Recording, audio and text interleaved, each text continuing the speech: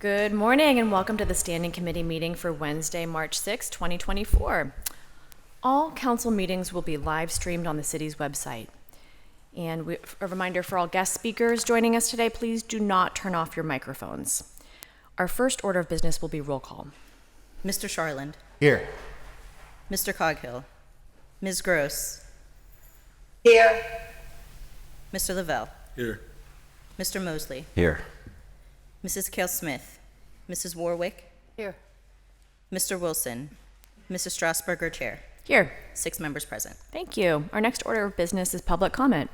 I would like to remind all speakers that the rules of council state that comments are limited to matters of concern, official action, or deliberation, which are or may be before City Council. Profanity will not be permitted. Please state your name and neighborhood for the record. You will have 3 minutes to speak. Our first registered speaker is Dr. Ronald Lynn Miller.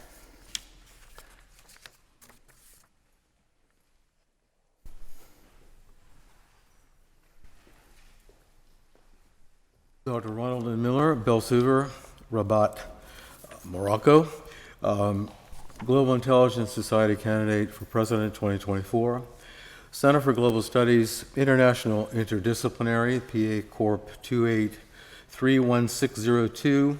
That is our formal legal name, 1999. I'm the founder. CGSII Program of Education, POE. I created that. 21 primary discipline introductions and syllabi constructor. A council concern is to upgrade pre-university education in the city to help, for example, Westinghouse High School. I am willing to do so. True or false? Hugs upgrade numeracy and literacy, which is imperative in Westinghouse. Mr. Gainey had a hug fest with the football Westinghouse Dogs, February 2024, to my left in the council room. Love you men. Over and over again, Gainey said. I think this is 8th grade-ish BMOC alpha dog behavior, with BMOC subgirl Dr. Virginia Hill wiggling in my row inches in front of me. Show the smarty boy who's boss. Help the dogs with hugs and wiggles, or help the dogs with first-rate information and first-class intelligence. Consider Africa, Egypt, Arabic, Madat Alaya, biology. I'm a member of the American Society for Microbiology. Mr. Gainey is not. ASM network, 40,000 specialists worldwide. I receive microbe of the ASM. Mr. Gainey does not. I can immediately get the dogs involved in the annual biomedical research conference for minoritized students. Hug 'em and love 'em, Gainey a CRISPR Pro. I teach Introduction to Global Biological Studies in the CGSII Program of Education. Asia, India, Hindi, Ra'asan, Yani, Vijnana, Chemistry. I'm a member of the American Chemical Society. Mr. Gainey is not. ACS Network, 160,000 specialists worldwide. I receive chemical and engineering news and the Journal of the American Chemical Society from the ACS. Mr. Gainey, not. I can introduce the dogs to the vast resources of the ACS Division of Chemical Education. Just imagine Mr. Gainey in a chem lab. I teach Introduction to Global Chemical Studies at the CGSII Program of Education. Física from Portuguese, Brazil. I'm a member of the American Physical Society as well. That's 40,000 members worldwide. I can help Westinghouse High School. Thank you. Our next registered speaker is Kenneth D. Ford.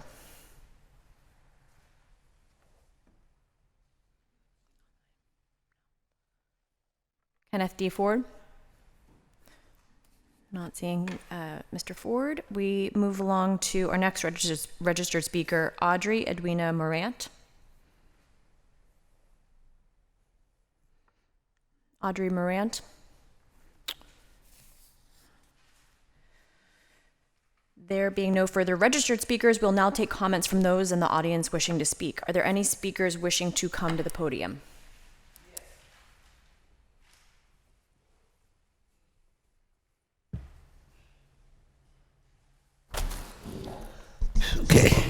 My name is Yvonne F. Brown, and today I'm going to do a show and tell for the citizens. I want you to understand what we are going through up at KD Irvis Tires.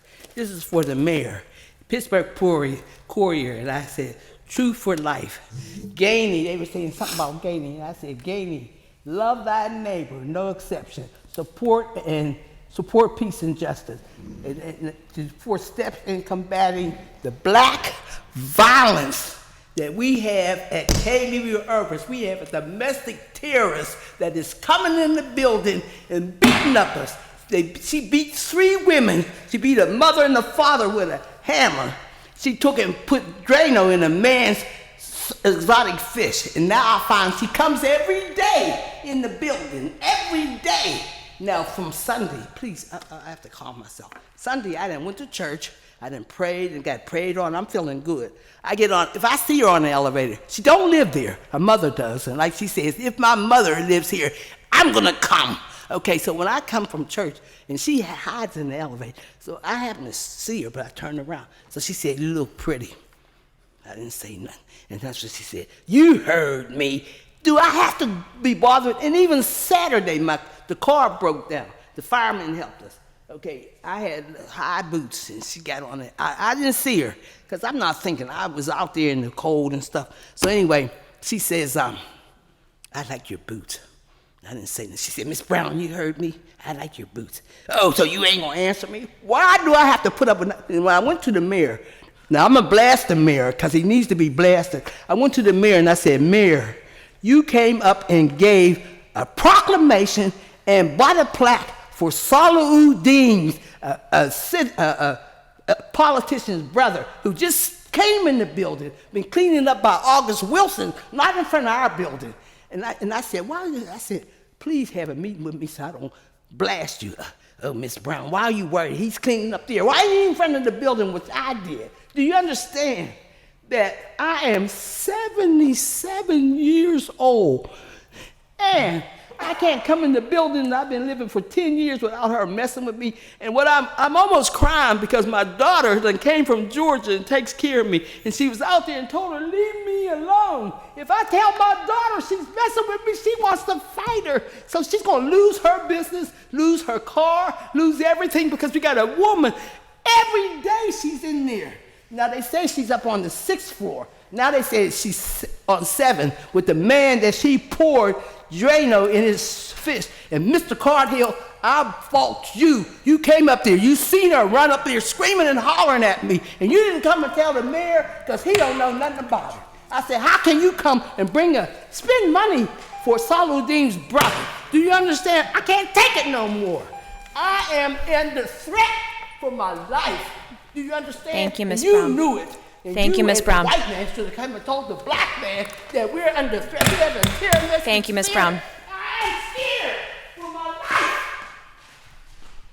And I say nothing but just be a citizen. All I am is a citizen. There being, are there any further speakers? Any further speakers? Welcome. Yes, I am Special Agent Sunshine. Whew, I just want to start with prayer. Father, thank you that you never give me the desire to do something without the power and favor to do it. Thank you that I don't have to make it all happen on my own or manipulate people to help me. I'm going to keep you first place and watch you work out your plans for my life. In Jesus' name, amen.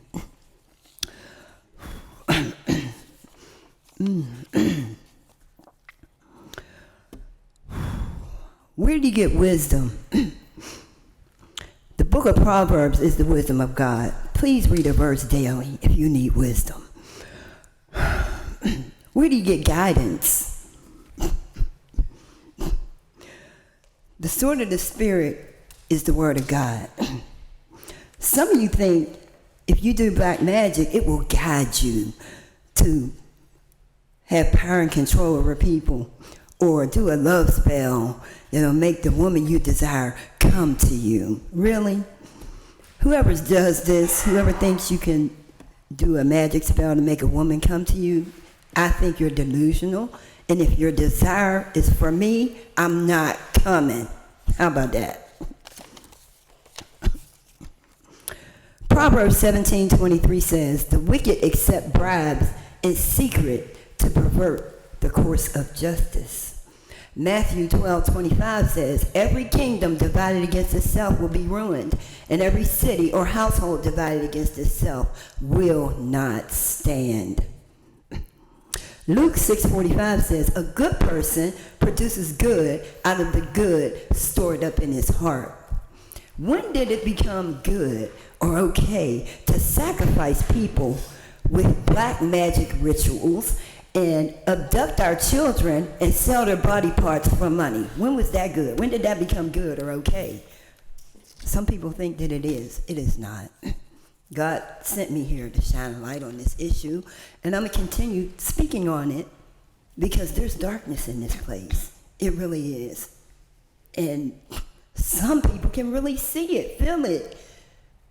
Some people laughed yesterday when I talked about this being big business. Like, people are making money off of killing people. When did that be okay? And when is it humor? When did it become funny? Like, I'm supposed to be dead. If somebody spoke up about me right here on this platform, would it be funny that I was dead? Like, really? Would that be like a sense of humor? I'll wait. Like, if anybody in this room was dead from black magic or witchcraft, would it be humorous? Would it be funny? How they were taken out? Would it be okay?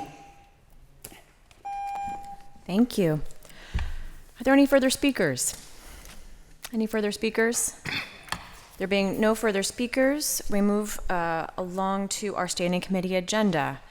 We are going to skip down to the Intergovernmental and Educational Affairs Committee, chaired by Councilman Mosley, specifically Bill number 183. Bill 183, ordinance amending the Pittsburgh City Code, Title 5, Article 7, Chapter 541, General Parking Regulations, by amending language to Section 541.09, Public Parking Authority of Pittsburgh, to allow the issuance of parking tickets both in person and through the mail. Motion to approve with discussion. Second. With discussion? Is there someone from the, I believe there's parking authority?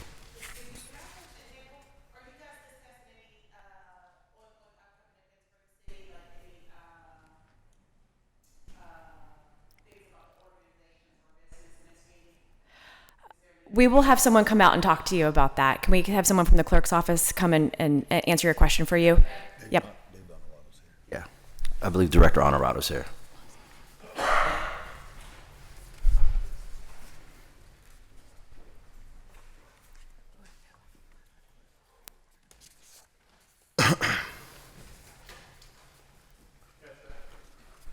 Good morning.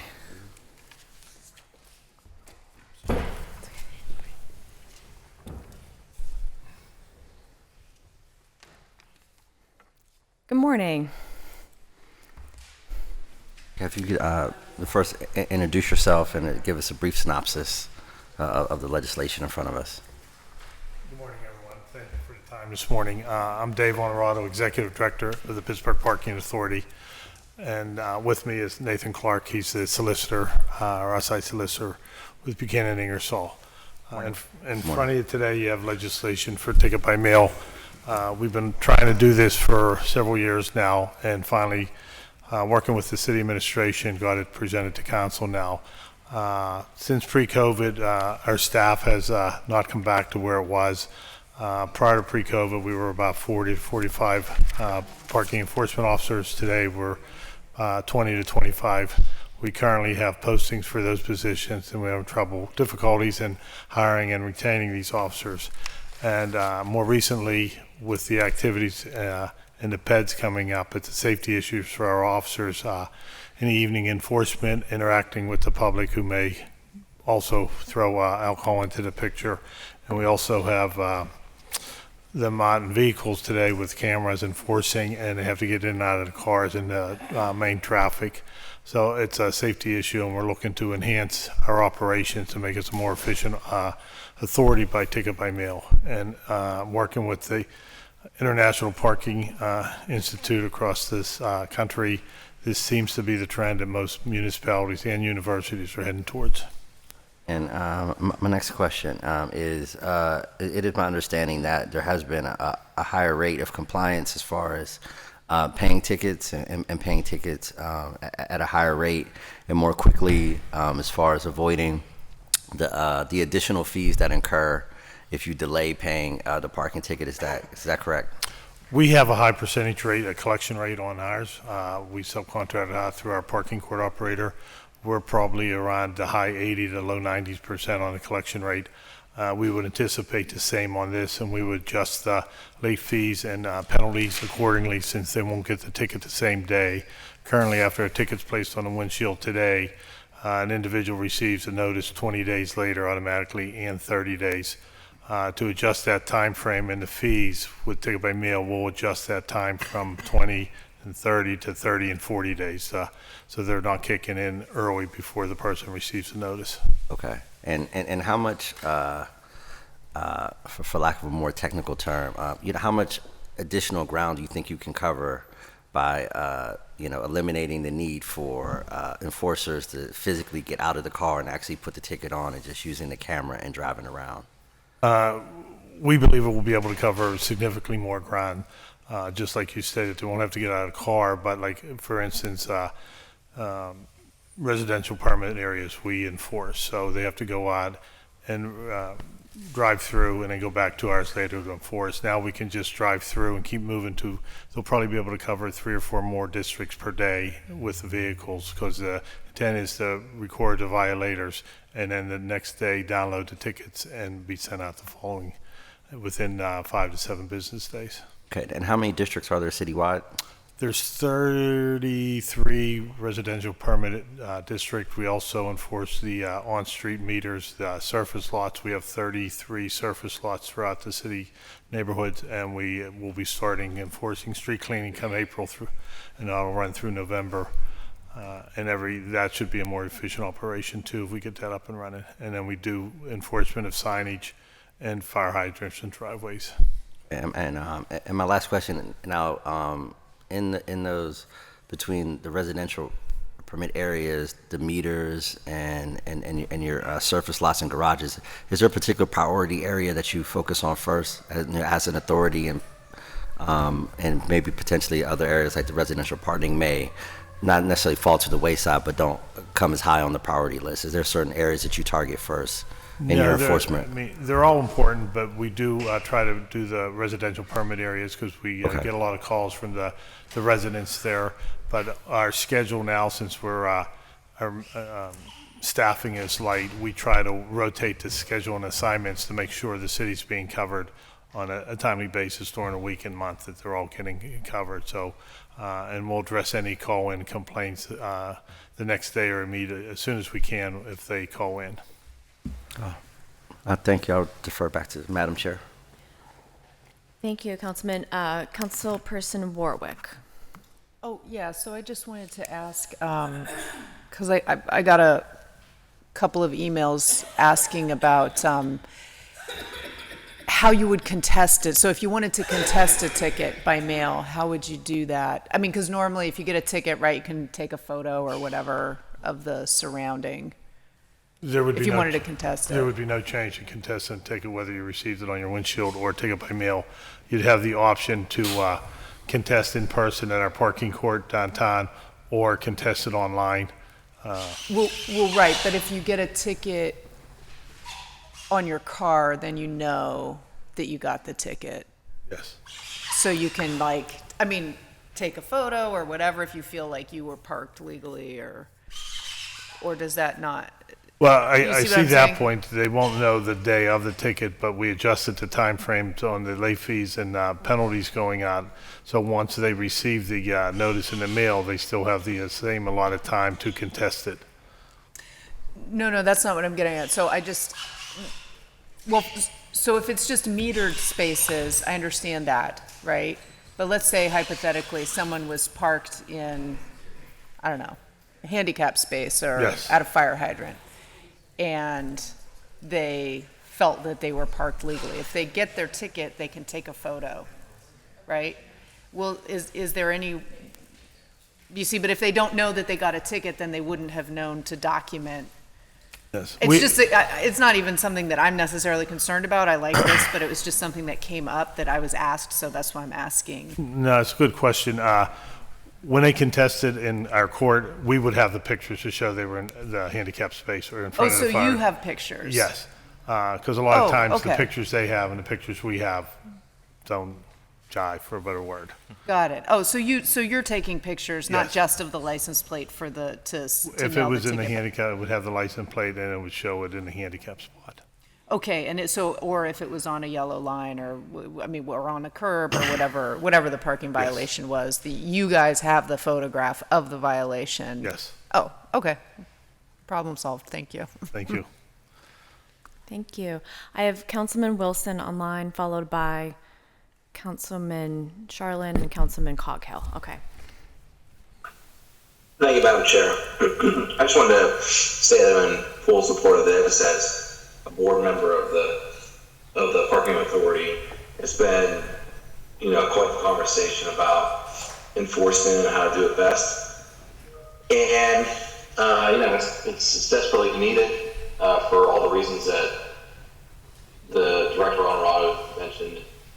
But also, just spending the time working on overhauling the RPP district, the legislation that we did a couple years ago, really brought to light how much residents want enforcement and how much they, feel that it's not being done enough.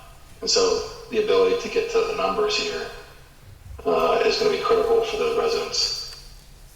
So I think looking forward to, seeing this roll out and seeing how much more efficient it can be, and looking forward to increased revenue and increased compliance. Thank you. Thank you, Councilman, and thank you for your service on the Parking Authority Board.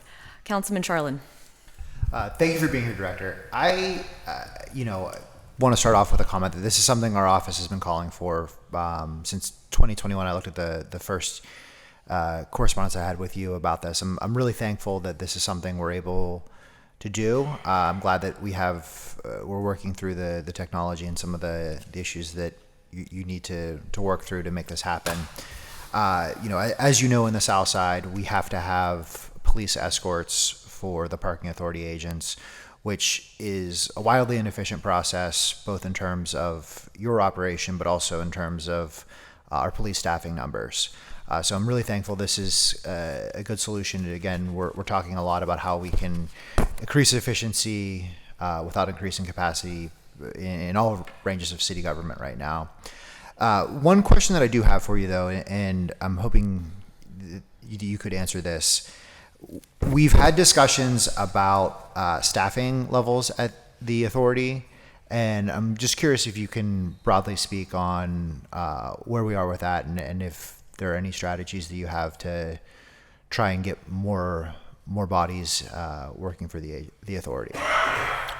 We are having difficulties hiring and retaining staff, more so with the union positions, both in the garage personnel and the ASME employees for the parking enforcement officers to take care of the streets and meters.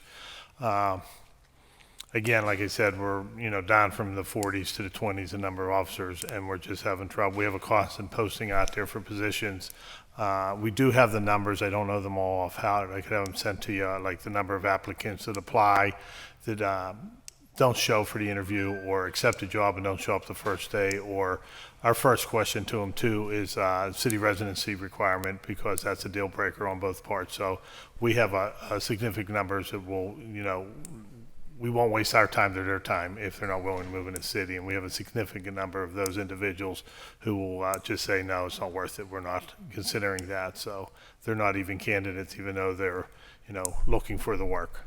Yeah, I understand that. And that's, one of the other things that we're hoping something like a ticket by mail, again, creating more efficiency with low staffing numbers. I do hope the emphasis is still on getting back to being fully staffed and making sure that you've got the revenue to do that, but this is a great first step, and come to the South Side. We need your help there. So, and we'll continue. We would like to get our staffing level back up to where we were prior to COVID. So we will continue to be actively trying to hire new officers and retain the ones we have. The other question I had for you, so I know that you piloted this program in some of the Southside lots. Is that correct?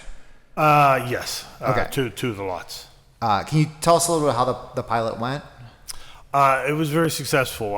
We recorded the data for about 6 months before we went live with issuing tickets and we first issued warnings. But the data showed that we were missing about nearly 70% of the violators because we didn't have the staffing to get there if they went there in the morning and didn't show up the rest of the day. So it did show that we were missing a significant number of violators. When we went live, we put a 30-minute grace period in, so we didn't send tickets out until they were in the lot for at least 30 minutes. So it wasn't like we were trying to get them if they pulled in for 5 minutes. And the first 9 months of 2023, we did, I think, about 700 tickets. And then those first 3 weeks we did the ticket by mails, we almost matched that number. Wow, that's great. And so in my district specifically, we have the parking enhancement district that Councilman Kraus championed. It has been wildly successful. We're using that money to pick up what was in January 12,000 pounds of trash off the street. So again, that's revenue that's coming from folks that are visiting the South Side and not being burdened with residents that live in the South Side or live in South Pittsburgh. So we're incredibly thankful for that, but we also want to see increased enforcement and increased revenue for those funds so that we can do more of the things that we need to do in the business corridor there. So fully supportive. Can't come soon enough. Thank you.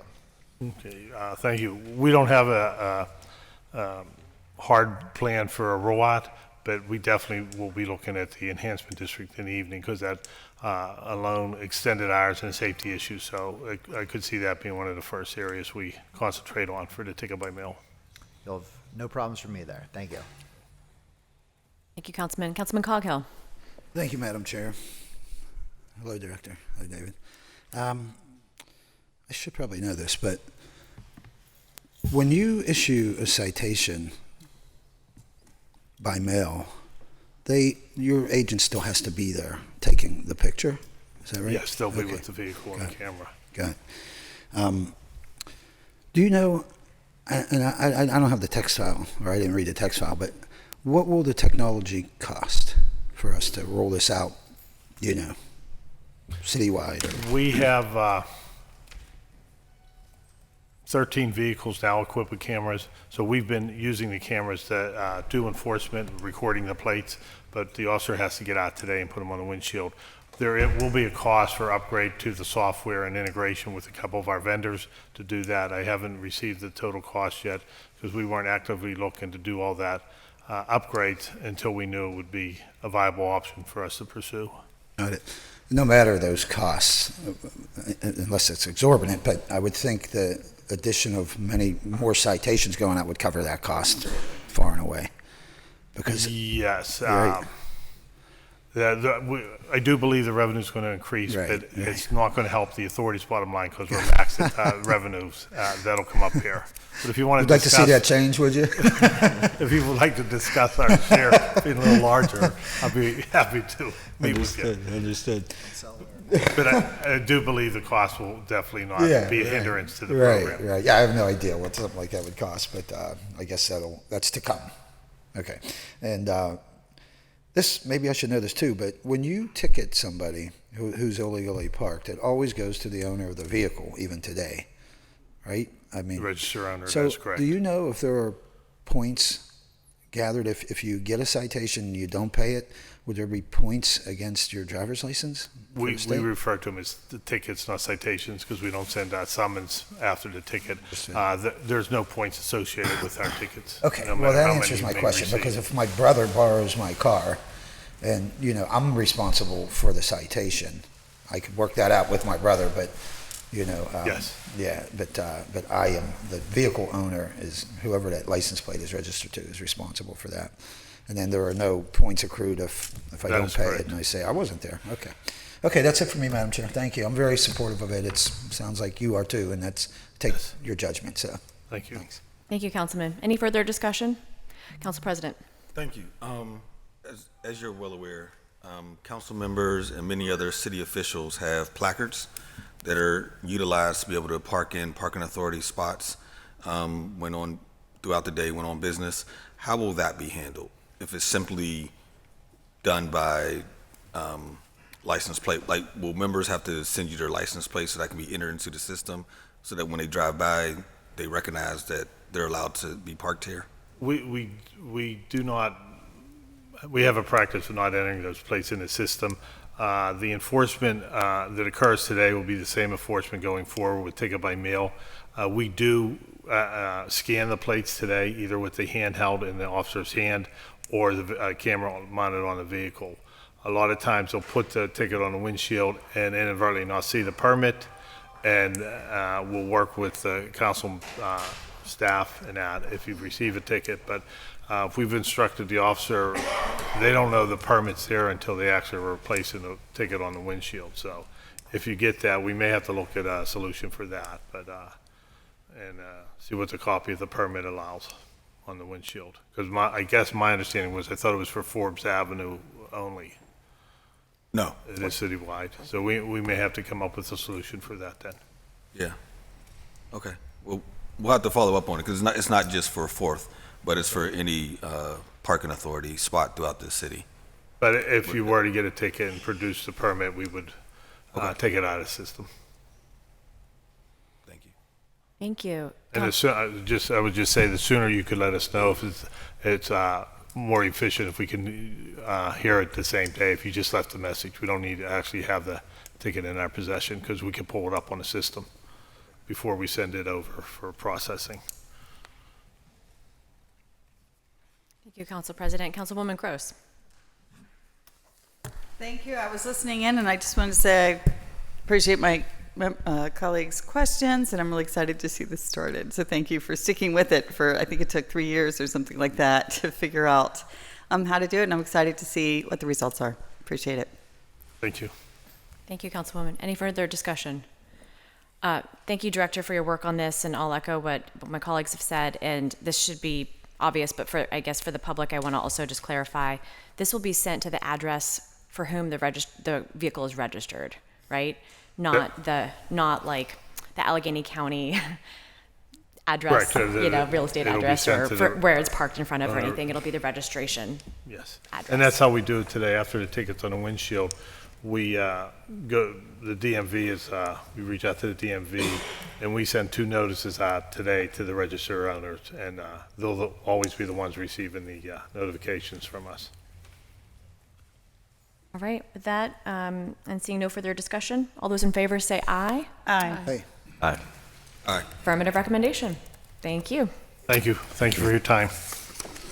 So we will move back up to the top of the agenda and the Finance and Law Committee, Bill 89. Thank you for bringing that up. Bill 89, Resolution Amending Resolution 909 of 2023 titled, Resolution Authorizing the Fee Schedule for 2024 pursuant to Chapter 170 of the City Code to reduce the cost of employee parking.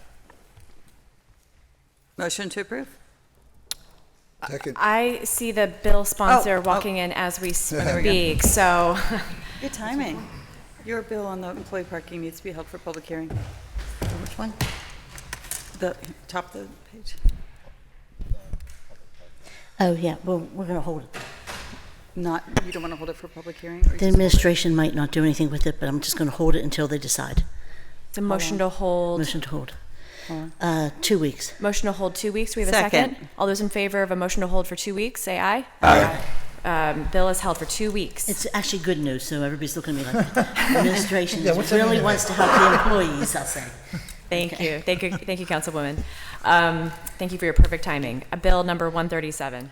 Bill 137, Resolution Authorizing the Issuance of a Warrant in favor of Reisinger, Comer, and Miller LLC for legal services in connection with a police litigation matter for an amount not to exceed $38,068.90 over 1 year. Motion to approve? we have a second? Second.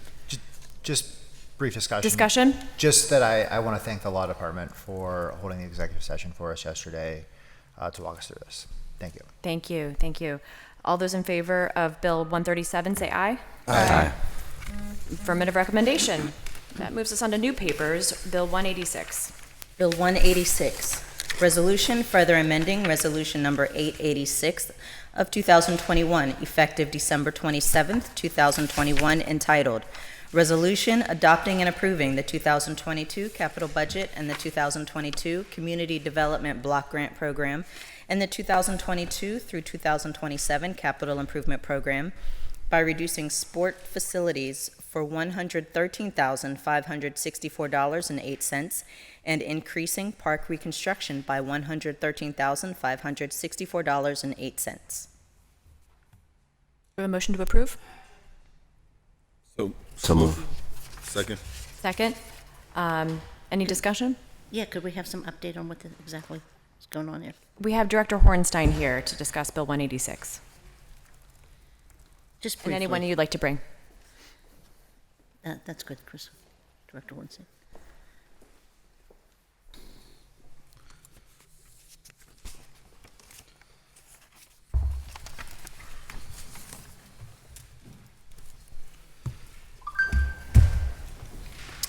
Good morning, Director.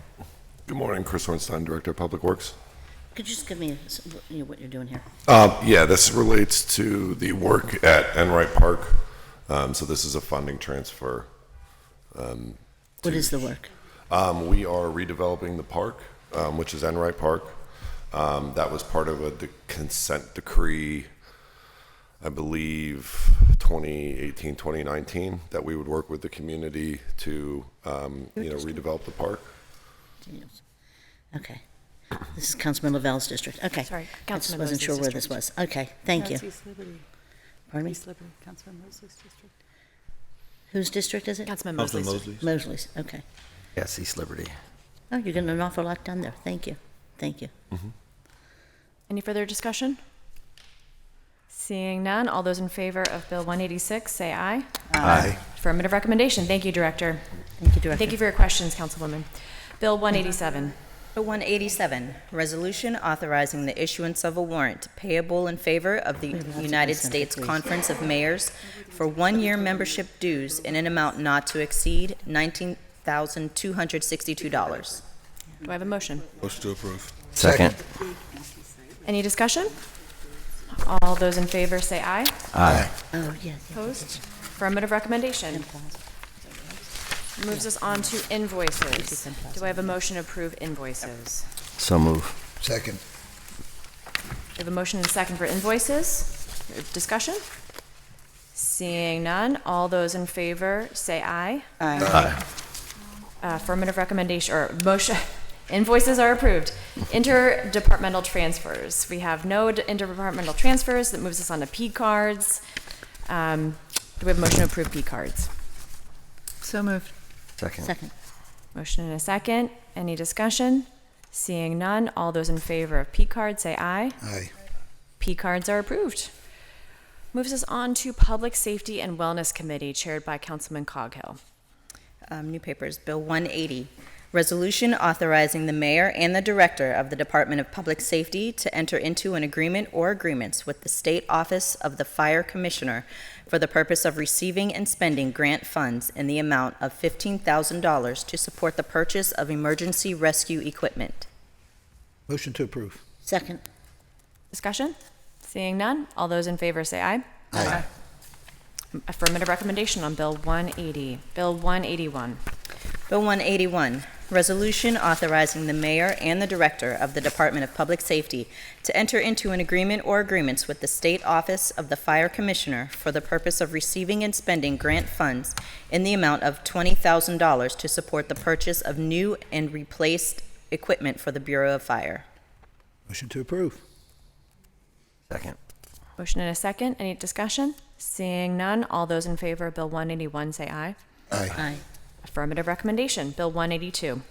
Bill 182, resolution authorizing the mayor and the director of public safety to enter on behalf of the city of Pittsburgh into a professional services agreement or agreements with Quick Med Claims LLC for the provision of ambulance billing services to the city of Pittsburgh at a flat percentage rate dependent upon the amounts collected annually for a 5-year term.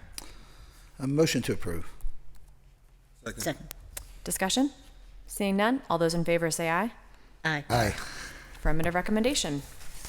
Thank you. That moves us on to Public Works and I hate when they do Infrastructure that Committee chaired by percentage rate Councilperson Warwick. Again, New papers $1 million, 188. is it $10? Bill 188, resolution authorizing the mayor and the director of the Department of It still should be Finance a not on to behalf of exceed the city of amount. I'm Pittsburgh going back and forth on to that. enter into a utility Question about easement that. agreement or agreements with Crown Castle, Inc. to access, excavate, bore, and install Right. internet connectivity infrastructure under, across, and over city-owned property located at 4740 Mossfield Street at no cost to the city. Motion to approve? We have a second? Second. Motion is second. Any discussion on Bill 188? Seeing none, all those in favor say aye. Aye. Affirmative recommendation. That moves us on to Human Resources Committee chaired by Councilman Charland.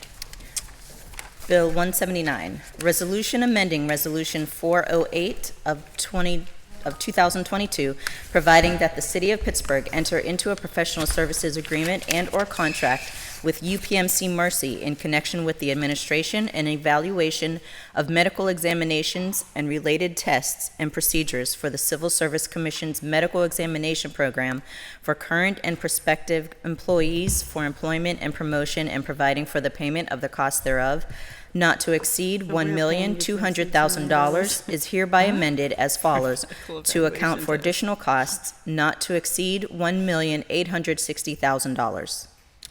Motion to approve. We turned down money from the Second. We have a second. Any discussion? Seeing none, all those in favor of Bill 179 say aye. Aye. Affirmative Could recommendation. not waive, could waive this bill. That moves us on to Land Use and Economic Development Committee chaired by Councilman Wilson. How much money? Bill 187, or I'm sorry, 1817. No one told me that. Ordinance amending the Pittsburgh told you Code, that? Title 9, Zoning Code, Article 6, Chapter 919, Signs, to regulate the use of non-advertising signs for major public destination facilities in the RIV and S district. Where is it? Motion to hold 60. Second. We have a motion and a second Oh, to but hold is it- Bill 1817 for 6 weeks. Somebody said in the. All those in that- favor say aye. Aye. Affirmative recommendation. Madam Clerk, can we please read Bill 140, 141, and then in the Intergovernmental and Educational Affairs Committee, Bill 133 together? Bill 140, resolution amending resolution number 714 of 2023 entitled, Resolution authorizing the mayor and the director of the Office of Management and Budget to enter into an agreement or agreements with Urban Design Ventures LLC for services relating to the program design and application development of the city's home ARP application, so as to allocate an additional $29,000 to Urban Design Ventures LLC for a total not to exceed of $57,600 and authorize a subsequent agreement or agreements. Bill 141, resolution further amending resolution number 832 of 2021, which increased the 2021 capital budget to reflect the receipt of home ARP funding from the U.S. Department of Housing and Urban Development, and authorized a subsequent agreement or agreements by removing the authorization for the mayor and the director of the Office of Management and Budget of the City of Pittsburgh to enter into agreements, contracts, or utilize existing agreements. And Bill 133, resolution providing for the execution of a cooperation agreement or agreements with the Urban Redevelopment Authority of Pittsburgh for the performance of certain work in connection with home ARP and providing for the payment of the cost thereof, not to exceed $6,058,607.63. Motion to approve. Second. Second. Discussion. Discussion, Councilwoman Gross. Thank you, Madam Chair. So last week we had a briefing on this set of bills and what the allocations are, and I wonder who we have here in chambers to kind of recap. Come on up.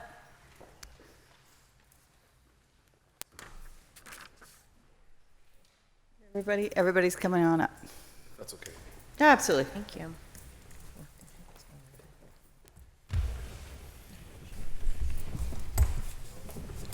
Thank you all. So I'm going to ask first, I think the first part of the briefing that was helpful to me was the timeline. So if you could refresh kind of everyone's memory of kind of how, where, when this money arrived and what has been the steps to get us to today.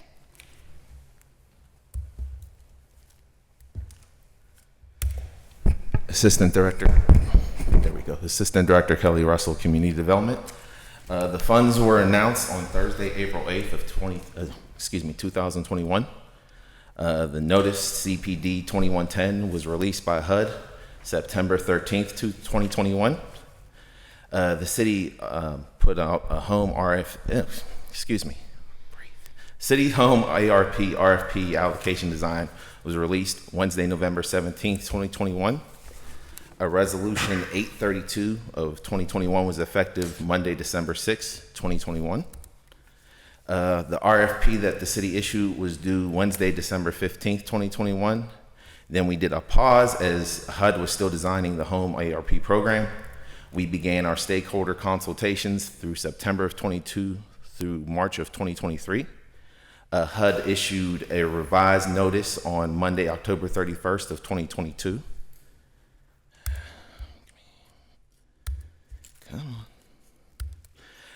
We published our newspaper notice on Wednesday, March the 8th.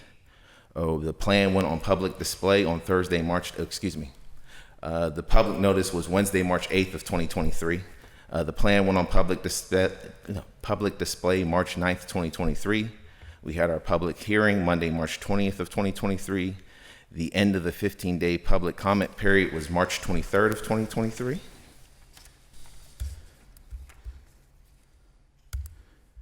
The submission of the plan, the home ARP plan, was on Thursday, March 30th of 2023. HUD approved our home ARP plan on Tuesday, April 11th of 2023. Then we had resolution 714 of 2023 was effective October 31st of 2023.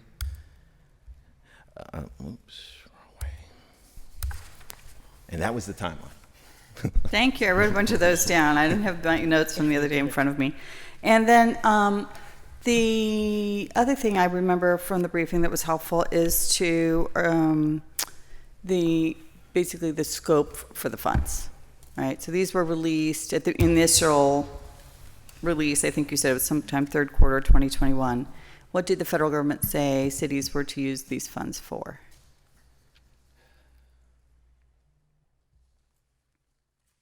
Nope, I got it right here. The federal eligible uses were for the production and preservation of affordable housing, for tenant-based rental assistance, for the purchase and or development of non-congregate shelter, and supportive services, which included homeless prevention and housing counseling. I believe that you described it a little differently last week, so it's not actually eligible for affordable housing for anyone who needs affordability. I believe the way it was framed last week in the briefing was that it was particularly for people experiencing homelessness. So the entire pot of funds. Is that how? Well, that's the qualified populations. Your question focused on the uses, so that's why I didn't bring up the qualified populations. But if you allow me, there are 4 qualifying populations, and those are homeless, at risk of homeless, fleeing, attempting to flee, domestic violence, dating violence, sexual violence and trafficking, and then there's the other populations for whom supportive services would prevent homelessness or serve those at greatest risk of housing instability. And those would be the only people who would be qualified for the affordable housing work built. Is the same thing true for the rental assistance and the other? I didn't get the third thing. I think you were going a little too quickly for me to write down. Affordable housing, rental assistance. Non-congregate shelter, non-congregate shelter. And then supportive services. Okay, and so this home dash ARP funds are for specifically people experiencing homelessness. Yes, ma'am. including all of the kind of wraparound services and all this kind of thing. And so last week, we talked a little bit about vocabulary is so difficult in this world, and we experienced this a lot at the table. It's like, so we've been talking about affordable housing for 8 years, but that's not specifically for people experiencing homelessness, right? The Affordable Housing Task Force, we've been working on kind of permanent affordable housing now to the tune of $200 million over the last 8 years, or maybe more. And we have also, but in the last 2 years in this timeline, so we really weren't at the council table spending a lot of time talking about our homelessness population in the fall of 2021, or even in the early part of 2021. In my recollection, it really became a keen issue for the public and for council in the summer of 2022, when we began to hear a lot more and see a lot more of the encampments, especially downtown, along the river trails and throughout the neighborhoods. And so, in my recollection, Council President formed the Committee for the Unhoused with Councilman Coghill chairing, myself, and thank you, former Council President Teresa Kale Smith, sitting to my left as I'm looking this way, for the committee. I wanted to clarify that, so in the Jim, fall I of wasn't getting 2022, again, with Councilman Coghill chairing, myself, Councilwoman Strasburger, and Councilman Wilson. And we convened, I think, first in November of 2022, I feel like. So that's exactly when the stakeholder engagement started. That is the bill that is for the urban design ventures. Mm-hmm. That's what this The first bill, companion bill is for this, right? It's to pay the consultants who did the stakeholder outreach from, I think you said, September 2022 to March of 2023. Correct. Our committee similarly wrapped up findings about that time after meeting regularly, meeting with the members for the mayor's office and OMB, Director Jake Pollack and Director Lisa Frank. And then we wrapped up about the same time, and I think we submitted our report to council in April or May of 2023. So the question, I think, for us here is, how do those two things comport with each other? So the recommendation from the committee was to do more transitional housing. And so how much of the allocations of the $6 million are for transitional housing? Well, we don't consider it transitional housing, but what you were thinking about, that was the non-congregate shelter piece. And that piece is $1.5 million. That's really that's period. The bill for the URA's piece, that is for the affordable housing piece. Which would be permanent housing. Mm-hmm. It does not include supportive services, wraparound services. Right. Okay. Yeah, for the non-congregate shelter piece, we're going to put out a separate application. It will be for the $1.5 million for the non-congregate shelter. Do we have that bill in front of us? No, we haven't put out the application. There's no bill. Sorry. Once again, one of the other bills was, Bill 832 was the dissolvement of the actual legislation. And whenever we come to contractual agreements with the organizations we're going to fund, those agreements will always come in front of City Council. I'm sorry, you can allocate funding to people without council approval? No, that I just said we're going to put out an application. The applications will just select who's going to receive the funding, but in order to go under contract and pay those organizations, those contracts will come in front of City Council. Councilwoman, Patrick Cornell, Chief Financial Officer. One of the things that original acceptance of the home ARP funds, City Council voted in 2021 to allow us to bring in these funds. At the time, there was past precedent where, especially for grants, there was just a blanket, you can use these grant funds, and we've since changed that. There's three pieces. One of these pieces amends that actual acceptance of the allocation to reiterate that, no, we will be returning to council once we move through proper procurement and applications and review all of these pieces. So that's one of them, and we've moved away from that process. A lot of times you will see grant applications separately to both receive the grant, and then if there's a professional service related to that grant, it then comes back separately as well. So this mirrors that, and that's component. The bill to amend the use, which one of that in front of us is it? Is it 141? That one is I don't have that date on there. Yes, that is 141, correct. Okay, I'm going to look that up in my text files here, and for the public, that's 2024-0141. So my concern here is that we have basically two separate tracks of conversation about what to do for homelessness in the city, and there shouldn't be two separate tracks. And so I'm going to pause there because I think there are some other members who were in the briefing and also have questions that I know of, and I may come back. Thank you for second round. Appreciate it, Council. Thank you, Councilwoman. Councilman Coghill. Thank you, Madam Chair. Okay. What's the total pot of money? $8.3 million. $8.3 million. Okay, now break it down for me. 1.5 for, Yep. I call it immediate need. What do you call it?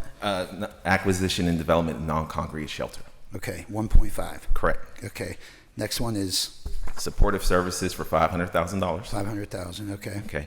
Development of affordable rental housing, $5.5 million. Let's just say $5.5 million. Just to I understand. Go. Okay. And then, administration and planning was $834,203. Total pot, $8.33 million, and some change. Okay, so here's my question. Who decided to allocate this amounts and bring them to us without discussing with us? HUD, the federal, this came from HUD. This was an appropriation from HUD. A lot of these processes that we've worked through were set by the federal government through Housing and Urban Development, in the same way that a lot of the ARPA compliance is very strict and very particular. The home ARP guidelines are complicated. They're involved, and they're even different from every other HUD program that exists. So we have some requirements that we're working through here that we wouldn't have to do for our regular home program or for funds that move, through the Housing Opportunity Fund. So everything basically follows the set path that HUD outlined for us. And I agree with Councilwoman Gross's point that there are two tracks. A lot of the community outreach that was done during that year and a half, 2 years, HUD requires that we use the data that we specifically gather from those meetings to influence the allocation. But I certainly acknowledge that we needed to reach out to individual council districts, and I apologize. That's my whole point. First of all, it's grant money, right? We're not going to refuse or turn down grant money at this table. My issue is that while we were all working on this, as Councilwoman Gross said, on two separate tracks, I was unaware as to what amounts are being allocated. So Patrick, are you telling me that HUD had to stay within these guidelines, or could they, for instance, could we have put the 5.5 towards the immediate need? So when we went through all of the community outreach through a lot of the providers that are known to you, known to members of council, the data that came back, the way that the allocation is broken down is based on their input and the input of the needs of the people who are experiencing homelessness. So that's HUD's input? We followed HUD's process, and that's the input that we gathered. And the input came from the community groups who we did the consultations with, the ones who were the ones out here doing the work. Gotcha. Different service providers. So what I'm asking is, could this money have been split and divided differently? If the data had supported that, who decides on the data? The data says one thing, I understand, but who made the decision to say 1.5 here, 5.5 there? Was it HUD? Who was it? That was an internal decision. Internal, meaning the administration. Yes, okay. sir. See, that's my problem here, right? As we're working on this for 2 years, the committee, no one comes to council and says, hey, by the way, we're splitting this $6 million up through HUD, however it comes via us. And, I would have definitely changed the distribution amount. And if the administration is the sole, entity that divided this money up, why was the administration not speaking to council on this when we're working on this same issue in-depthly, right? So I don't like the way it's split up. I would have liked to have saw a lot more money go toward immediate need to get people out of the encampments. We have 1.5 million that's going toward that. And let me just ask you this, how is that 1.5 going to be used? Well, that goes back, That goes back where we're going to put out an application, and depending on the amount of applications we receive, we're going to divide that money amongst those who apply. Applications to who? The different service providers. That's why I say we're not putting any of that 1.5 into housing. It's all service providers to provide services to the people that are in the encampments. Even if it were for some housing opportunities, those aren't things that the city can directly spend funds on, so we would have to procure them the same way, and we'd move through the application process. That's what that is allowing us to do with the application. Okay, the 5.5 affordable rental housing, correct? How long is it anticipated before, and how many units are we talking about before? I kind of will yield, but it's going to be the same process. I'm going to yield to the URA individuals to talk about that, because that's going to be their... Good deal. Before they jump in, this is shifting our view to one of the third pieces of this kind of companion piece package, would actually authorize an agreement with the URA to complete this aspect of the city's home ARP plan. And that's what that resolution, that's Bill 2024-0133, that's what this resolution would do. Okay, before you go, let me just ask you this. When we were at the briefing, and I think myself and others conveyed that we would have liked to have saw that money, split differently, where it could be more effective for the immediate purposes of the people in the encampments. And I think we were told, oh, well, geez, we'd have to go through the whole process again, and, it would take weeks or however long it would take. And my point is, why, if you were discussing, whether it was the administration or HUD, with council and saying, are you okay with these allocations, it would have been so simple. But now it's to the point, well, oh, geez, we have to go through this whole thing again, and, and how long, first of all, is that right? Yeah, it's called a substantial amendment. Yes, sir, we would have to do a substantial amendment. Okay, and how long would that take? There's a 15-day public comment period. We have to resubmit the plan to HUD, which could take another 30 days right there. So you're looking at 45 days just between those two pieces right there. So my point is, had somebody been talking to council, we wouldn't be here deliberating over, oh gosh, if we wanted to reallocate it, we would have to go through another 45-day process when we're working on this, right? The committee and most of council this is top of their list because it's affecting all of us.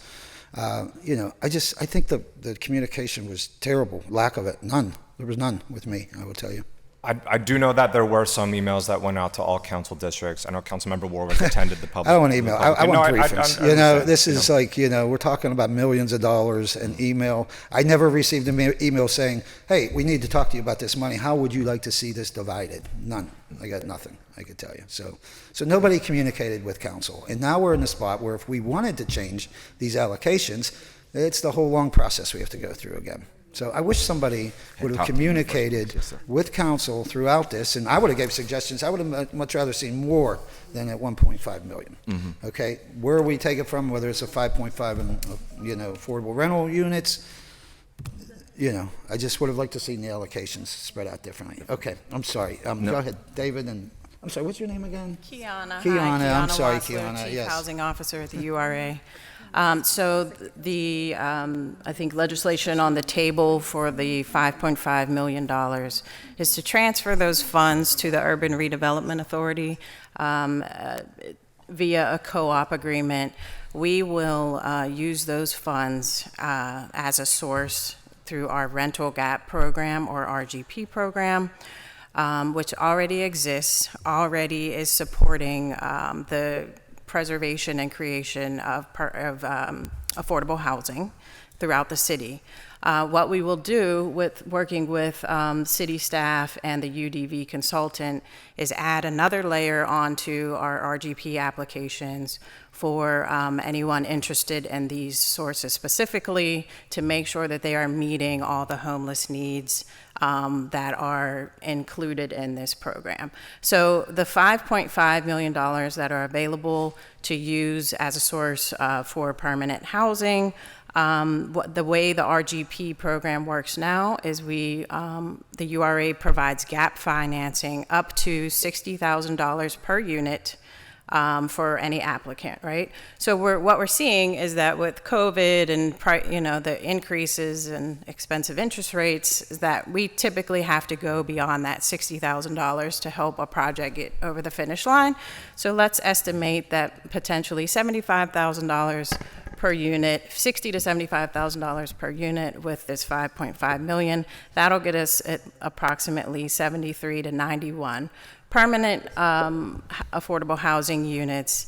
And what we're hoping that this will do is kind of help DHS with their strategy of freeing up shelter space by moving people who are living in shelters, who are, have the ability to move out into a permanent housing situation, kind of move them out into these 73 to 91 units to free up the beds in the shelters for folks who have immediate needs on the street. So we're providing gap funding to nonprofits. Correct. These are typically large deals. There's many other funding sources involved, whether it's LIHTC, other federal dollars, other state and local dollars. So when we provide the gap funding, we're providing gap funding on future projects, not something that's in the works right now, or so we do have a couple of projects we feel are shovel ready. This could be the last piece of financing to get committed into their projects. We have the Allegheny YMCA is working towards a renovation there to improve their housing that they provide for folks who would meet this qualifying population.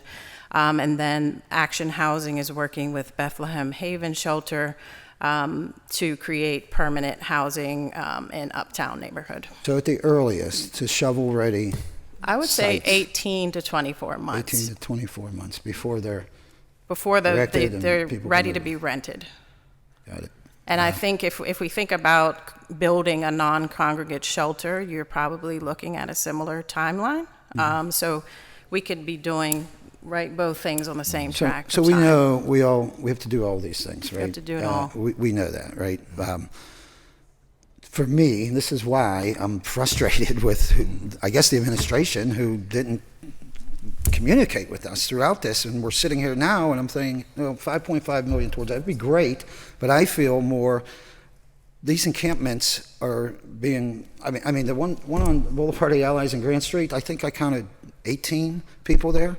So what we have is $1.5 million to help the immediate problem, and not in the way of housing, but in the way of services. Well, it's still shelter, but not permanent housing. But so where would the $1.5 million go? That's what I'm saying. And maybe I should use terminology like Quiana and said that with the shelter, with the non-congregate shelter, that would also help within financing those projects too. I don't understand. So we have $1.5 million to help the encampments, before encampments get off the street. Tell me how this money could be used in once we put out the application. The application to service providers. Correct.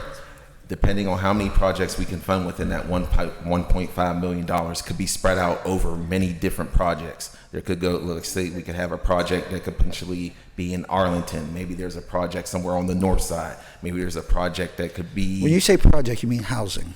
A congregate shelter. I'm referring to a congregate shelter place. Gotcha. Okay, I guess what I'm really trying to say is I would have loved to have seen this money allocated differently, different pots for immediate, 5.5 for affordable rental housing. That's fantastic, but we're not going to see results for at least 2 years on that. We have an immediate problem right now that I don't feel like we're putting enough of this money into. And my real frustrations are because I didn't even know we were dividing this money up. And I didn't know once you brought it to council. Wouldn't it just make sense when you're dividing this money up that council is kind of on board before you come to council? And They get it approved. right, because we have to approve the funding, right? Yeah. So, why would anybody take that risk or that chance and just sit council down and give us a briefing and say, I'm not asking you to, this is not really intended to be for you to answer, okay? I guess I need to talk to the administration about it. What's even more frustrating is we have been working diligently on this for 2 years, didn't know we knew maybe of this money if we look back in our records, but we didn't know of the allocations. It wasn't conveyed to us, didn't sit down with us and talk to us about what do we feel about this and that. And now we're at a point where if we wanted to change these allocations, we have to go back to the beginning. And it's a 45 or 50-day process. It's just a simple communication. And what kills me is I think the administration hired so many people for communication, and not one person communicated with us on this. So not your fault. I'm not, casting blame on you all. I just feel like this should have been run by us before it came to us for a vote. So that's all, Madam Chair. Thank you, thank you, Councilman Coghill. Councilperson Warwick. So my understanding, right, so the 5.5 million, that's already been, there are already folks counting on that money. So that's, given the situation, that's something that I think we should, respect, obviously, if there's organizations doing action housing, et cetera. So, but I mean, I think that I guess I'm echoing Councilman Coghill a bit. It's like the frustration is that the encampments, just the situation that the folks are living in the encampments is just really awful. I mean, there's the one next to the jail, there's the ones on Boulevard of the Allies, and I mean, the one past the casino is just, I mean, it's at any rate. And then in addition to that, there are spots, I know, on the south side and others where there aren't even encampments anymore, but there's just sort of like remnants. And it just feels like we can't, we aren't even able to like clean those up, right? There aren't even people there anymore. We're not, it's just, it sort of feels a little bit like we're just like frozen, around this issue. And council hears about, I mean, I don't know, I hear about, I get emails, and I'm not always sympathetic to the emails, let me tell you. Like, sometimes they're pretty nasty, and I don't, but we still receive them. And so for so much time, it would be nice to know, I mean, and I know here, so there's 1.5 million that is, which is just like a tiny drop in the pan, I'm sure, to the overall amount of money that has been poured into this problem.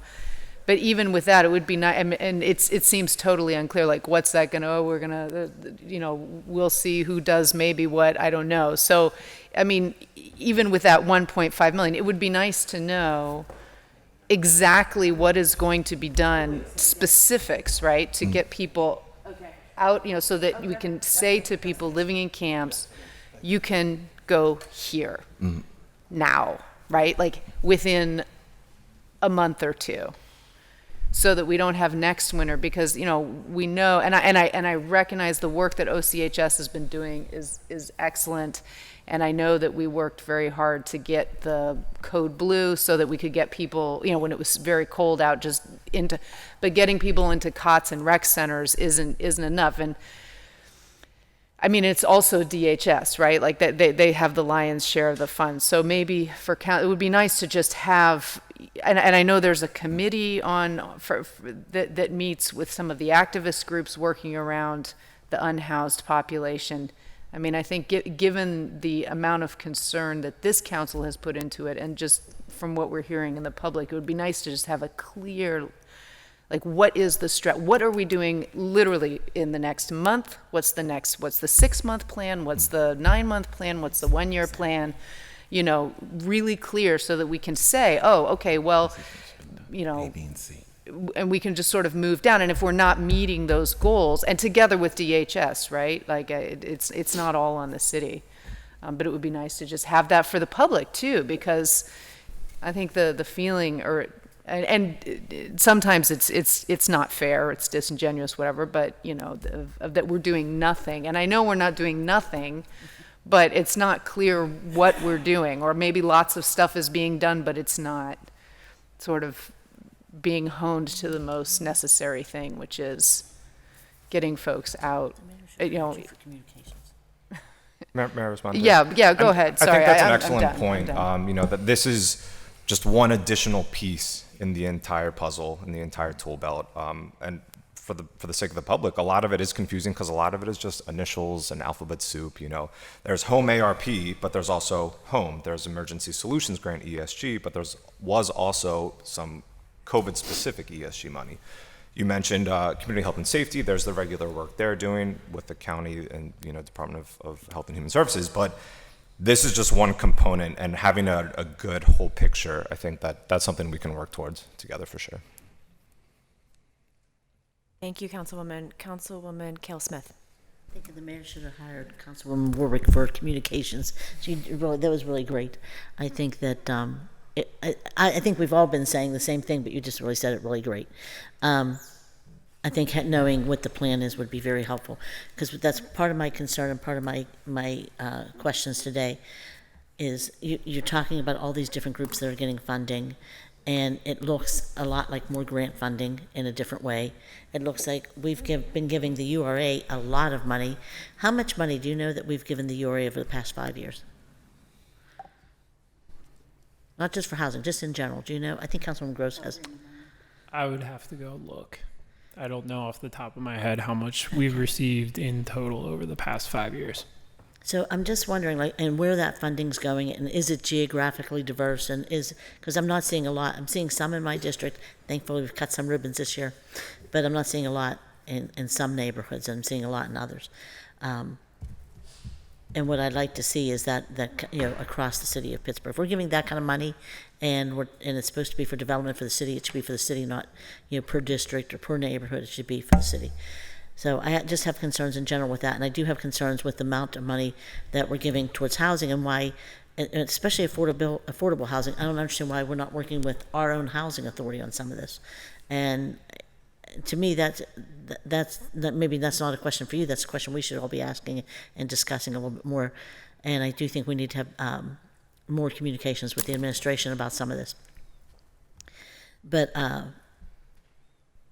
for me, I have an issue with just the way we do housing, and I think I've said this numerous times, is that there's a housing, that we have the Housing Opportunity Fund, and some of the things you're talking about are things that the Housing Opportunity Fund is currently doing, and some of those groups are currently getting money from the Housing Opportunity Fund. So now we're giving them more funding to do more work, and at some point I'd like to know that they're raising some private dollars, not everything's public dollars, to sustain their organizations.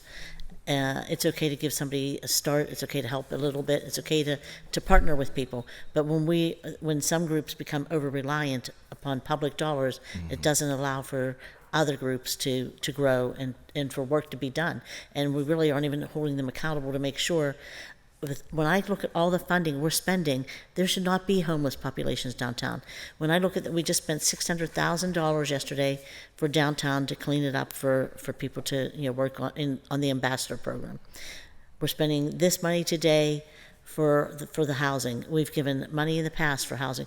There should be no issues in the city of Pittsburgh. And so it's not to you. I know you're just doing your work here and doing your job, and you have to listen to us talk. But I just want to thank you for the work that you do. But I also want to say that overall, I think that we as council and as a body need to be more diligent on holding people accountable for what we want. And the result is less people on the streets, more people into services, more people getting help. And I mean, did you have a list of the groups that are getting the help, did you say? With this funding? With this funding. No, we haven't released the applications yet. And will there be an RFP process? Yes, the RFP is the application. Okay, that's the application process. Okay. And could we see that before you send it out? Yeah. I would like to see it. Okay. And I think that's it for me. But I just want to, my only statement is, I would wait. If we had 5 votes to wait, I would wait, because 45 days is nothing to wait when you're spending this kind of money. But I will say also, public comment is something we have to go through again. And if people came down that weren't associated with the groups, that'd be one thing, but that's how it goes anymore. You get people, you don't really get the people out in the community who aren't associated with the dollars or associated with the work. You don't really get the real residents and how some of them feel. Matter of fact, some of the organizations aren't even from the city of Pittsburgh, but they're doing work in the city. So we might hear from them, but we don't really hear from the general public and people uninvolved in this kind of stuff. So I don't want to go through that process again. So that's it for me. Thank you. Thank you, Councilwoman. Councilman Mosley. I just had a couple questions. One, at least to my memory in the briefing, the consultant, I forget the consultant's name from Urban Design Ventures, you had mentioned that there was community, outreach, effort, and he ran down a laundry list, of various organizations, but today at the table, it seemed like it was kind of more characterized as, this came, from the administration. So I just wanted to, just get a little bit of clarity on what was the role of that, long list of, providers they played in the shaping, this program. Is my first question. Oh boy. I got you. Just give me a, because you're right. That was a very long list. Hold on.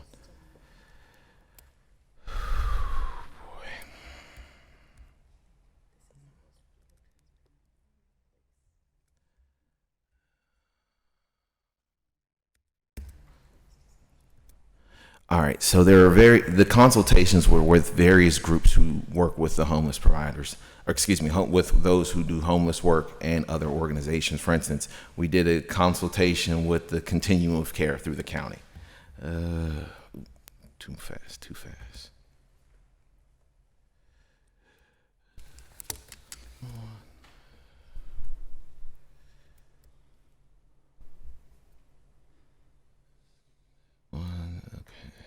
While Kelly's looking this up, I would just say too that, the county has their own home ARP allocation. A lot of this has been working in tandem with the county and the opportunities that they have available Sure. as well. And while Kelly's looking that up, an additional question. So it was at least my understanding from the briefing that the feedback that came from the providers was, the current structure of the allocation, which I think is a point of contention. With some of my colleagues, it was suggested to shape it in its current way, as opposed to some of the immediate things where there's a sense of urgency among my colleagues, and so in the community. So could you, without necessarily being a spokesperson, for these providers, explain why they felt that the current allocation was more preferable for them, as opposed to the urgency that you feel around this table? All right, twofold. One, in terms of the consultations, the groups who do the work were saying because of the clog within the shelter system that Quiana and David spoke about earlier, that because there's a clog there, we can't get the people in housing. If we had more affordable housing, we could free up the clog, which could help get the people off the streets and into the shelter system, and then eventually get people into housing. To answer the other question, like I said, the Continuum of Care, Hope, Municipality, Penn Hills, Alakiski area, Hope, East End Cooperative Ministry, Housing Alliance of PA, Catholic Diocese of Pittsburgh, Family Links, Nicello, LLC, Center for Victims, Goodwill of Southwestern PA, YWCA, UPMC, Homeless Children's Education Fund, Urban Redevelopment Authority, Light of Life Rescue Mission, Allegheny County Housing Authority, Allegheny Valley Association of Churches, Team PSBGC, LLC, Sojourner House, Northside Common Ministries, Bethlehem Haven, Community Human Services, the Pittsburgh Foundation, Urban League of Greater Pittsburgh, Veterans Leadership Program of Western PA, Chartiers Health, Hearth, A Safe Place Matters, Allegheny County Housing Authority, Beth Haven, And also any other individual Yeah, who yeah, came and into it was a long list across the geography of the city. Yeah. So again, so their argument would be that this current allocation, it more so it meets these needs, and so my question is, I think there needs to be some sort of continual kind of engagement work, because there's clearly a disconnect between folks in the community as well as my colleagues around this table, and at least what you contend is expertise of those who actually do the service delivery on the ground. And so I think that's something that we need to figure out, because clearly we all are committed to to solving this problem, but it seems like there's a philosophical kind of chasm that that's existing right now. And my second question was drawn from my memory of the briefing last week. One of the reasons why there was more a focus kind of on the brick and mortar, what would be more permanent, housing, is that there's a potential to receive additional social service funds, or the way that the federal, dollars. Is there a sense of like how much additional social service funds would be available, and how that would be drawn down in the future? You're right. I understand I remember when we talked about it in the briefing. I don't know all of the details of that, but the idea was because this opportunity allows people to go after the brick and mortar construction, that would free up some of the other HUD funded opportunities to focus more on the preventative services and the social services aspect. URA team, do you recall any specifics related to that? It certainly is a targeted strategy.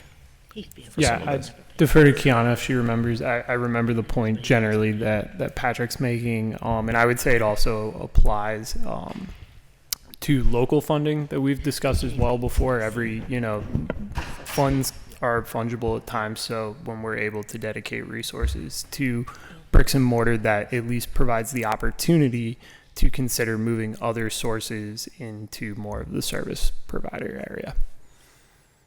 And I agree with what everyone stated, and just want to add that because these permanent housing opportunities are typically, like I mentioned earlier, have very large capital stacks with other governmental dollars involved, including LIHTC funding. Some of those other funding sources allow their sources to be used for services as well, and require services for folks located within these, whether it's just regular affordable housing, homeless, what have you. So, so I do think the opportunity on the permanent side to raise additional funding for supportive services is there through the additional sources in the capital stack, as well as, the fundraising opportunity through DHS Continuum of Care, through the partners that the developers would be working with for the services. Okay, and I know it's been, referenced, multiple times from the briefing as well. As today, that obviously this is one, kind of singular program. And we don't obviously have to go through, a huge laundry list. I know my colleagues have some additional questions, but, I think it would be helpful, if someone could give just kind of a brief synopsis of how this could fit in an overall ecosystem, of the different, potentially programs that are available to address some of the immediate needs and some of the urgency and anxiety that you feel, around the table, as well as addressing some of the long-term and kind of mid-term things that have been expressed, by the service providers that they think would be helpful, in solving this problem, and maybe, having some, subsequent, briefings, in the future, some ongoing conversations, so we can kind of understand. But if there is just some immediate things that come to mind as far as some additional programs that fit into this ecosystem that specifically kind of speak to the urgency that you hear around the table, would be helpful. And that's my final question.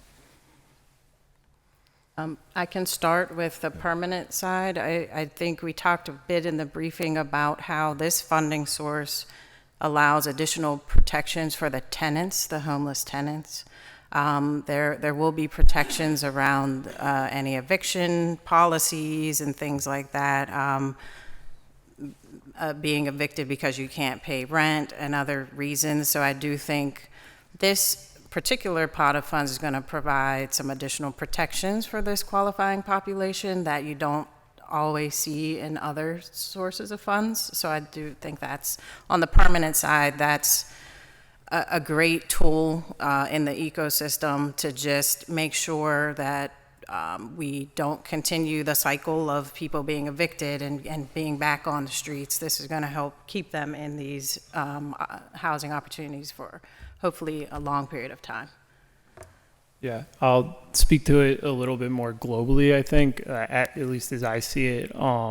We've talked a lot about the county's role in this. DHS plays a critical role, the continuum of care. I think that, as the new administration staffs up, I know they're looking to hire a chief housing officer for the county.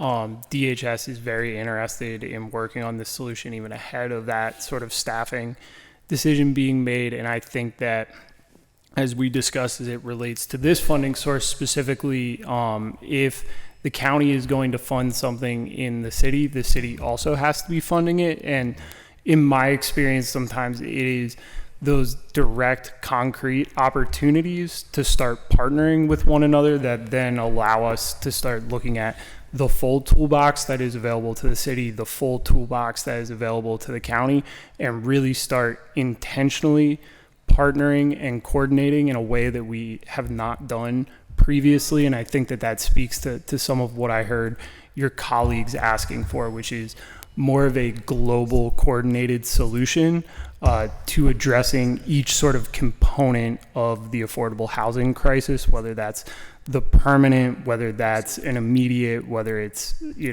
services for residents. And so I think what excites me the most is having this like very, very tangible opportunity to start that discussion. Thank you, Councilman. Did I see Councilman Charland? Yes. Okay, Councilman Charland, first round. Very quickly here, I first off want to, I'm supportive today, largely because, talking to folks that work in this space, one of our biggest needs is not just the shelters, which is, what we see as the immediate need, but it's also freeing up those shelter beds by moving folks into more stable housing in the I guess you're using the phrase non-congregate shelter.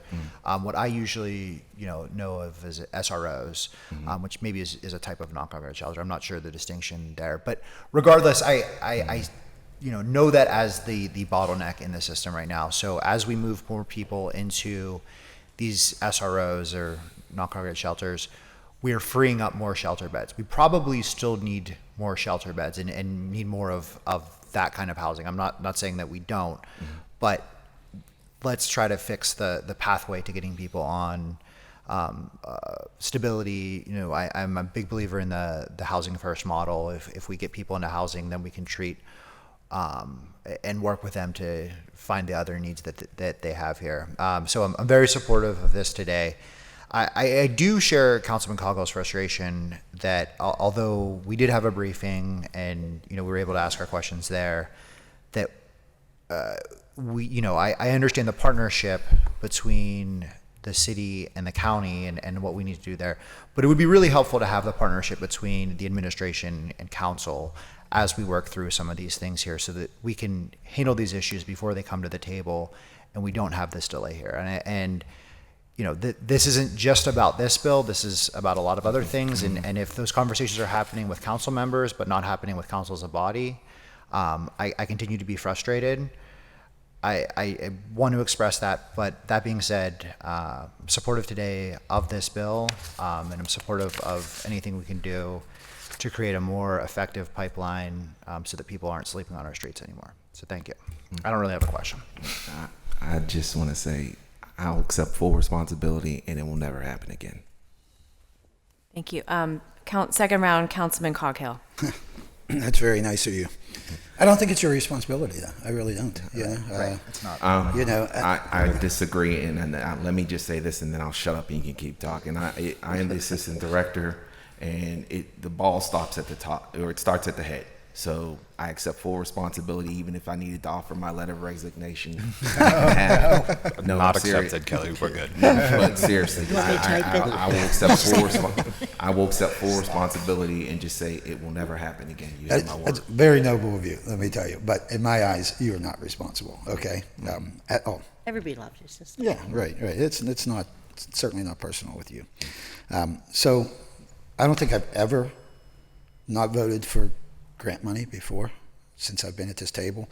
I personally would like to hold for a week or two to get the administration in the room and talk about their allocations and whether we redo them or not. I understand Councilwoman Warwick, what she says, people are depending on this money now. It's not our fault, I can tell you that. They were depending on this money because it was promised to them before it was approved by this council. So that's not my fault. We haven't given any money to anybody. I just want to. I know what you're saying. I just want to. That's right. We haven't. That's right. Received a dime because the buck stops here when it comes to allocating that money. But apparently, it's falling on deaf ears elsewhere. So Furthermore, Madam Chair, Madam Clerk, I would like to call for a post agenda as to our responsibilities, what we're taking on, what we're going to use, and what we're going to allocate towards the unhoused across the board, okay? It's not something I'm looking to hold up this legislation for. I would prefer to go back to the drawing board with these allocations. If the will of council is there, I will make the motion. If not, I'll just not vote for it. So, We so do will have there, council? We do have further discussion by Councilwoman Okay, Gross, but what's okay.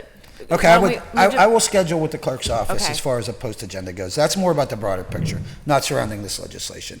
This current legislation that we're looking at, I would prefer to do a 2-week hold. I would prefer to sit down with the administration so we could get these 2 trains on the same track, try to anyway. They've never been on the same track. And this is just evidence of it. So I would prefer to hold, but I'll let other members contemplate that, and I'll make the motion, and if it doesn't hold, I just...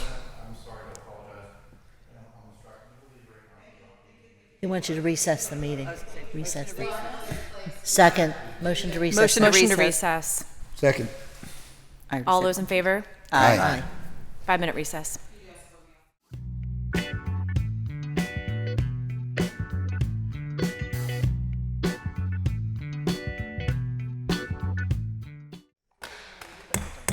Good morning and welcome to our reconvened standing committee meeting. Thank you all for your patience. And so we have had a motion from Councilman Coghill, I believe, for a post agenda. Councilman, would you like to continue your post agenda motion? Yes, thank you. And any further motion? I know that we still do have discussion from Councilwoman Gross and Councilwoman Kelsmith. Got it. No, thank you, Madam Chair. I appreciate that. And Council President and former Council President Teresa Kill-Smith would just talk briefly, and I'll let you explain exactly what you said. I'm fine if that's what the body's fine with.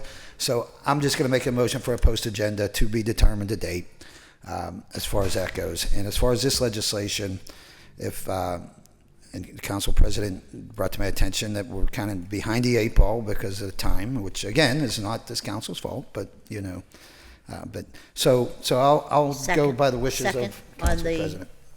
Former Council President. Post agenda. We have a motion and a second for a post agenda. All those in favor say aye. Aye.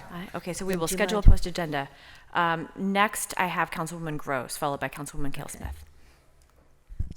Thank you, Madam Chair. I just wanted to go back to the kind of clarifying vocabulary we talked about a bit in the briefing, but I only touched on a little bit in my earlier comments, because I think it's really critical to have a productive discussion, that we not be talking about different things. Like when we use the same words as each other, but we're actually thinking of 2 different things, it doesn't help us get to consensus and resolution. And that means, and I don't mean just for today's discussion, but for the full 2 years that we've been talking about our unhoused and how to create more, indoor space for people. And I struggle with what to say because I'm trying not to use the word shelter. It is explicitly in these federal, the documents from the federal government about what can be used, this funds could be used for. It explicitly says in the bill, and we've said it here at the table, non-congregate shelters. But so the non-congregate part means it's not like the Smithfield Street Church, that it's not like, you're crowded together in a church basement. And that you can use it for something like Councilman Charlene was speaking to a moment ago, single room occupancy, but the federal government here is using the word shelter because it means that you don't have a lease. It's not your housing. And so you're not protected under those rights as a tenant. And I think that's a really critical difference. And I think that our committee last year, the council committee presented in April 2023, that we want to provide more transitional housing, which is more of that non-congregate shelter, right? That you can stay up to 24 months while you get your life back, but you have 24-hour day wraparound services. So I just wanted to clarify, because what we're being asked to vote on today is not allocating any money for that.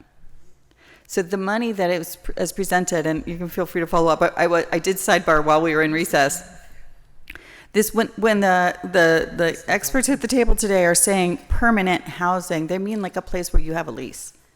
It's not the transitional housing or bridge housing that would be, I think, what Councilman Coughlin and I say as the part of the ecosystem that we think we don't have enough of right now, and we need to increase immediately, and not the part of the ecosystem that is the permanent housing, which is also needed. I'm not saying it isn't, where people can transition to, get a lease, get their lives back, and have permanent housing, because that is expensive. This money will just be gap funding. We know, as we heard, that some of those other pots of money that the testimony was speaking to, you take a long time to put together those very large capital stacks. We know that every unit of permanent housing costs around $500,000, sometimes a little less, sometimes a little more, and takes years. I mean, we know it takes a year to get through our own permitting process at the best, right? And so we're not going to see it anytime soon, even with these shovel-ready projects that I'm probably really supportive of, and I think one of them, at least, I'm really excited about the rehabilitation of I think the historic YMCA, right? Love the YMCAs, love SROs, but these would be permanent housing, and so that gap in the middle, you're not in a church basement on a cot, shoved in with lots of people where you may not be safe, and your belongings may not be safe, and you're not outdoor where you may not be safe, and your belongings may not be safe. But that gap in between where you have privacy, you have a door you can lock, you have hygiene, you have warmth, and you have dignity and autonomy. That's the gap that we're not voting on today. So none of this $6.5 million will be for that. And that's what's so distressing, is that we've been saying we need more of that gap, either bridge housing or transitional housing, where you have the wraparound services. And it's a shame, I think, because we had two separate tracks and didn't hear each other, that we're not allocating that money today. And so I'm concerned about the 1.5, and I'm still concerned to hear that I don't want to hear, well, we'll do a process and make some decisions and then bring them back to you for approval. That's the exact problem. So we need to talk moving forward about the remainder of this home ARP funds. Okay. And I'm eager to do that. And we'll do anything we can to make sure that we can have a productive and expedient conversation around that. Thank you. Thank you, Councilwoman Cale Smith. So I just want to thank Councilman Coghill. He decided that he would pass it this today. We would pass to vote it. He may abstain.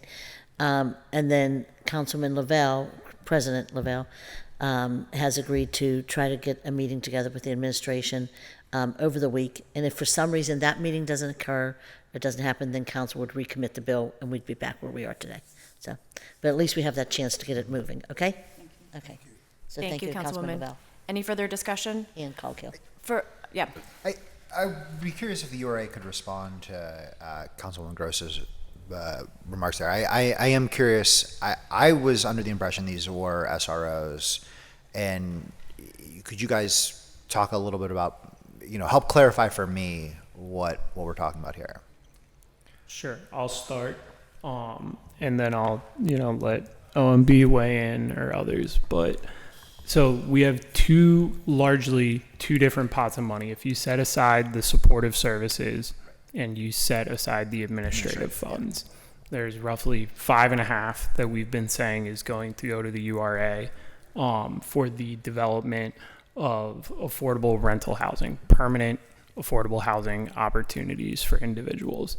We think that those are what frees up, by building out that, it frees up availability in the existing shelter system, where we see a bottleneck where folks can, and then sorry, yes. David, but when you say shelter system, can you be more definitive on what you mean by that? Are we talking about Second Avenue? Are we talking about SROs? Are we talking about where the system as a whole? I think I would say it's the system as a whole that is sort of a lower barrier to entry than what we're discussing when we say like a permanent affordable unit with a lease, right?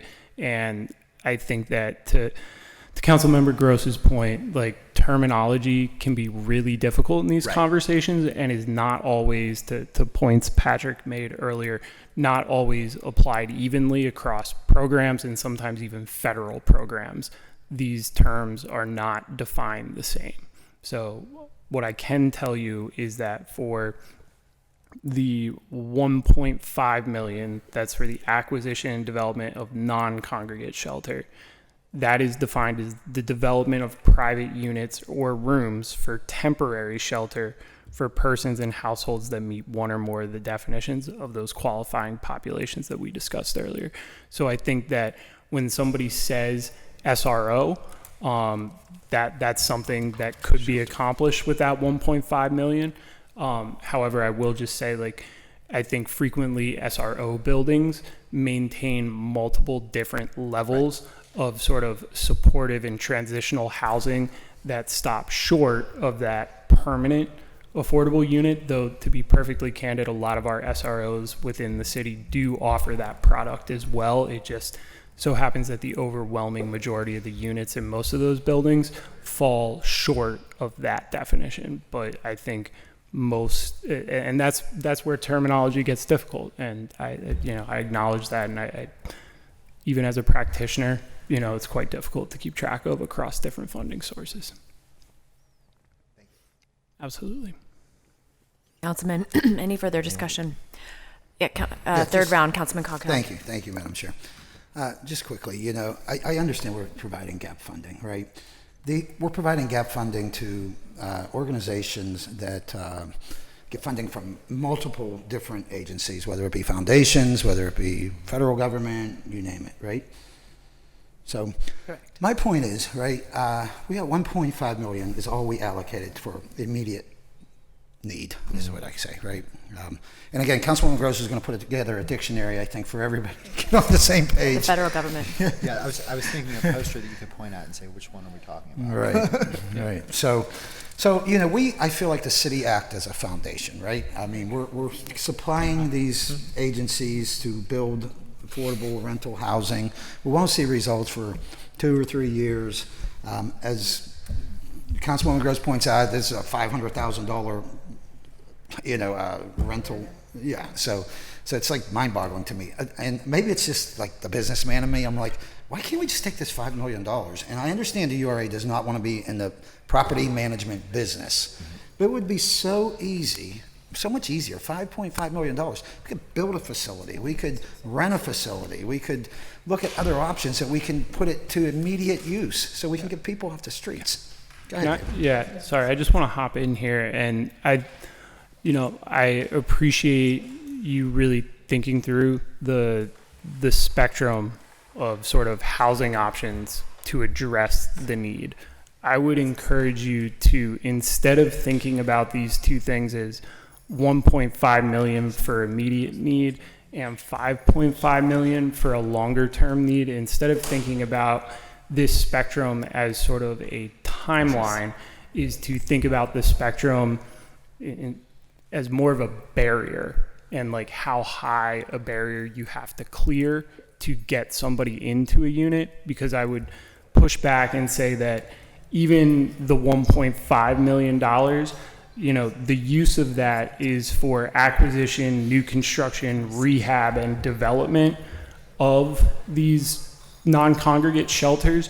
And I don't think that addresses that 1.5 million, even once the funding is available to apply for through an RFP process and awarded, immediately addresses the need. I think that it addresses a lower barrier need, but even the $5.5 million, as we've discussed, there are shovel-ready projects that are ready to go. So if you have to do construction or preservation or acquisition, when you start looking at an 18 to 24 month timeline either way, we're really talking about how high is the barrier to get into that unit, not these units will take 2 months to prepare for and these units will take 24 months. I think both actually move on similar timelines, And when we free up a lower barrier housing option to get somebody into what has been a higher barrier housing option,